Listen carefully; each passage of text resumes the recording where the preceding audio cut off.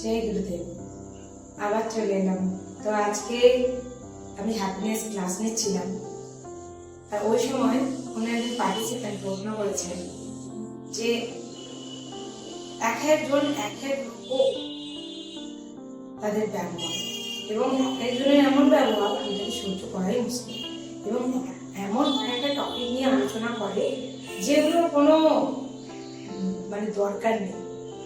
তো ও বলছে ওর সঙ্গে আমার বন্ধুত্ব রাখতে হবে, আবার ওর কথাগুলো আমি নিতে পারি না।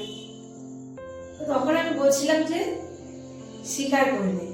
তখন বলছে ও কি করে স্বীকার করবো, ওর কথাগুলো তো মানুষটাকে স্বীকার করতে পারি, কথাগুলো পারি না।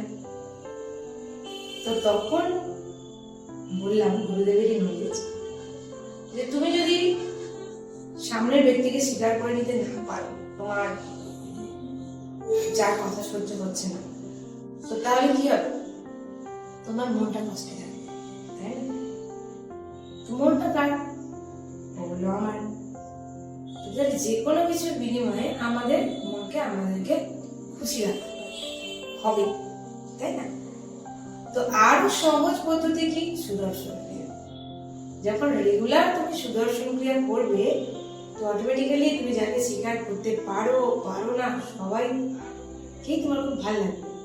আর ওদের দোষগুলো তো যেমন আছে, তুমি দেখবে অনেক উপরে উঠে গেছো। আমরা তখনই তার উপরে রাগ করি। কখন রাগ করি? ওর ভুলের জন্য আমরা রাগ করি। তো ও তো ভুল করছে, তাহলে সাজা আমরা কাকে দিচ্ছি? নিজেকে, তাই না?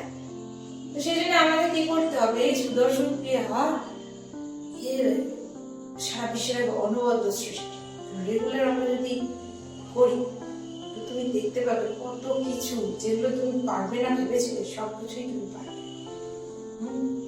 তো আবার আমি আসবো তোমাদের জন্য কিছু যোগাও নিয়ে। ছোট ছোট নলেজ শুনতে থাকো, তোমাদের অনেক কাজে লাগবে। জয় গুরু।